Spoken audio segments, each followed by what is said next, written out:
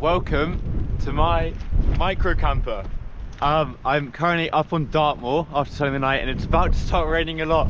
So we're going to start the tour on the inside.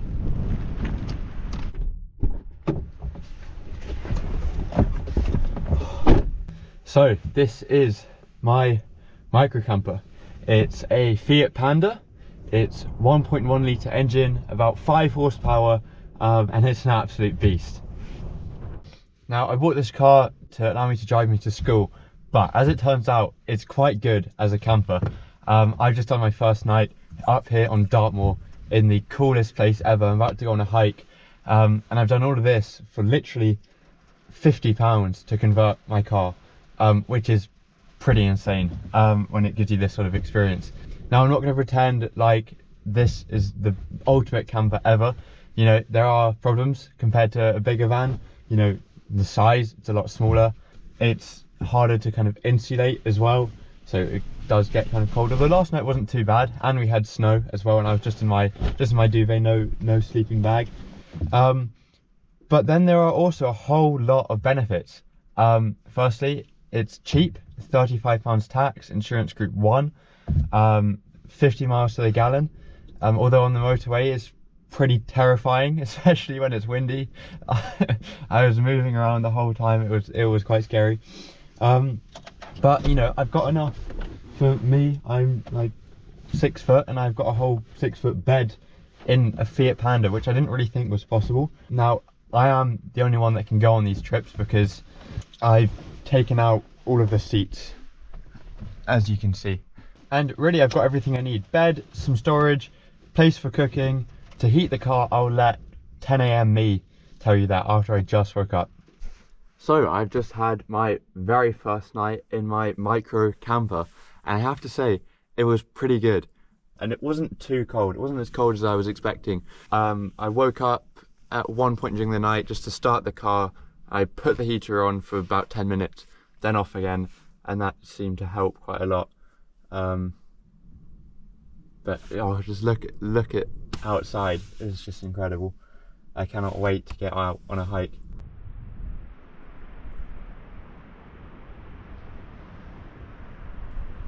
So how did I convert this into a camper? I went down to the wood shop yesterday actually. I got 2 sheets of ply, some sort of 2x4 type thing, and just started templating with some cardboard, and even to my surprise it's come out pretty good. And the best thing about it is that it folds up. I was wondering how I'm going to store this, where I'm going to keep it, but you could keep this pretty much anywhere, just alongside a wall in a room or anywhere really. And that was super simple to make, surprisingly simple. I would just say get some cardboard, start making some templates, and then just kind of see where you go. I didn't really have much of a plan. I just kind of went, I guess.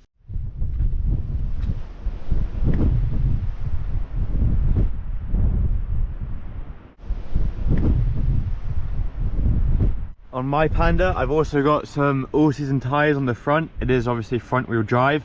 I find that helps, you know, in these sorts of situations where it is quite muddy. I mean, I think you'd be fine. I've got some roof bars, so eventually I can put a roof box on. That will just extend my range of sort of being able to stay, because there is no getting away from the fact that it is a small car and there isn't that much storage. So if I want to go to Scotland or around Europe for like a week or 2 weeks, definitely I'll need some storage up there.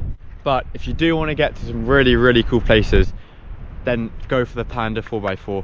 That's what I really wanted, but the tax and the insurance and everything was just too much for an 18-year-old. But see, look at where the Panda can take you. Just look at that. I mean, and now I'm gonna go hike up on top of that, I reckon. All of this in a tiny little car.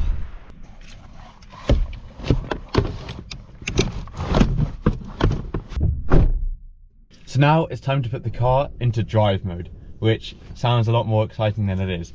Basically, I just have to roll that back, roll sleeping bag back, and then fold this back, and that's it. That just basically allows me to use my handbrake, which is I think quite important, maybe.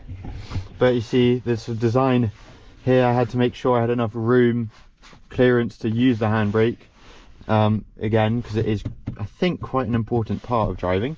It's time to go somewhere.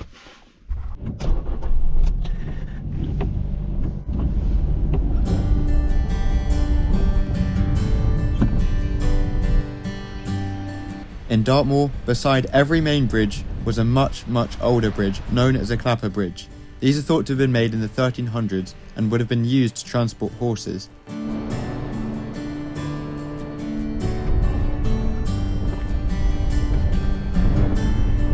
Today I'd be hiking up Higher White Tor, which is one of the highest points in southern Dartmoor at 525 metres. I'm hoping for stunning views and that mountaintop feeling, once I make it, that is, which is not a guarantee today, given the 60-mile-an-hour winds and the heavy rainfall over the past few days.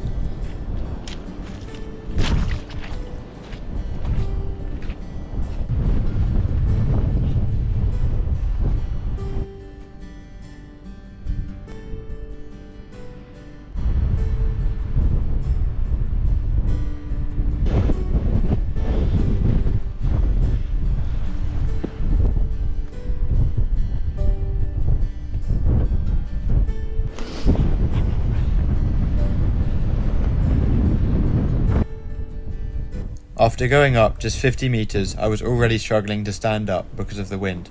So, as you can imagine, I was pretty nervous about what would happen when I went up another 200. But already here, the views were amazing, and I couldn't wait to get all the way up there.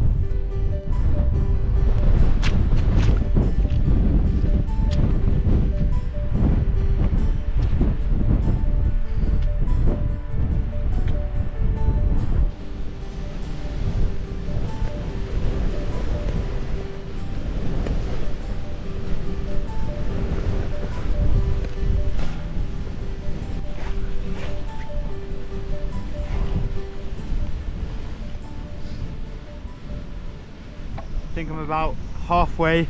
It is so incredibly windy. It's quite cool. Oh, the views are stunning. Really amazing. Oh.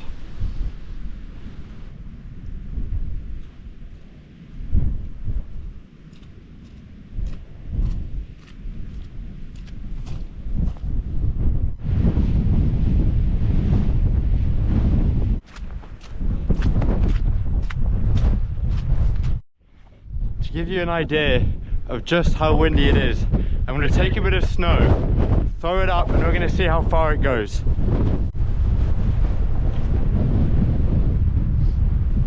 That has gone all the way here.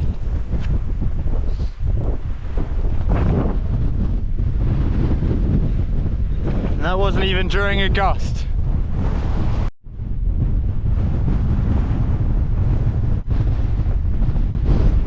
So, big squall over there reminds me of when I was crossing the Irish Sea and we saw big squalls around us, and then eventually one hit us. There's another thing going on here. It's looking like it's going to miss me, which is good because it looks like a lot of rain, really a lot. Anyways, almost made it, so close. Got a little like ice cream. I don't know, I'm bored. I'm not bored, but hungry.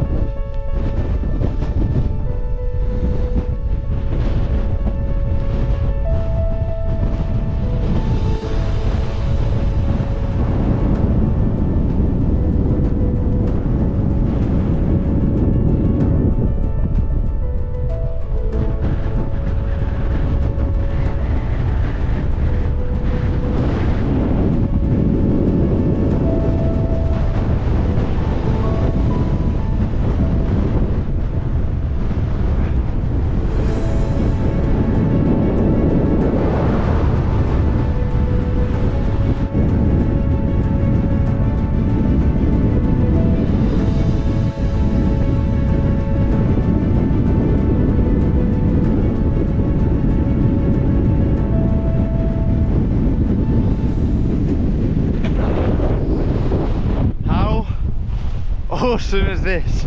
Fucking hell.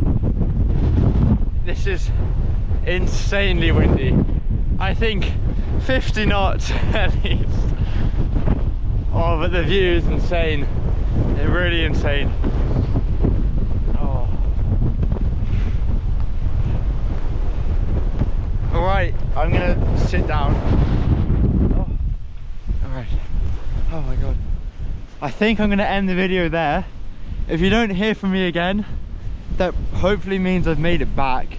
Because if something happens, probably I'll film it. But then I guess if you don't hear from me, I could have like died as well.